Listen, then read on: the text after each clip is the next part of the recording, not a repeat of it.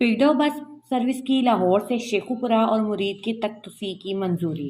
आइए देखते हैं इस रिपोर्ट में।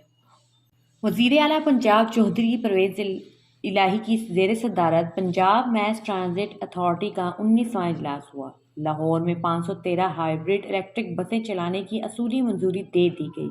वज़ीर आला चौधरी परवेज़ इलाही ने लाहौर फेडर रूट के लिए मज़ीद बस लाने का प्रोजेक्ट तैयार करने का हुक्म दे दिया। स्पीडो फीडर बस सर्विस की लाहौर से शेखुपुरा और मुरीद के तक तोसी की मंजूरी दी गई। वज़ीर आला चौधरी परवेज़ इलाही ने पंजाब ट्रांसपोर्ट कंपनी को बहाल और फ़ाल करने का हुक्म दे दिया।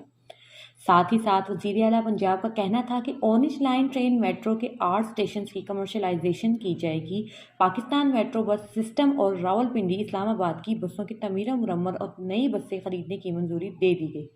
बहावलपुर से लोधरा बस सर्विस ऑपरेशन जारी रखने का असूली फैसला किया गया। बहावलपुर से लोधरा रूट को जारी रखने वाली 12 बसों की फराहमी की मंजूरी दी गई। वज़ीर आला पंजाब का कहना था कि Pakistan metro bus service Rawalpindi Islamabad में सफाई सुथराई के इंतजामात रावलपिंडी वेस्ट मैनेजमेंट कंपनी के सपुर्द किए जाएंगे। Lahore metro bus service system में बेहतरी लाई जाएगी।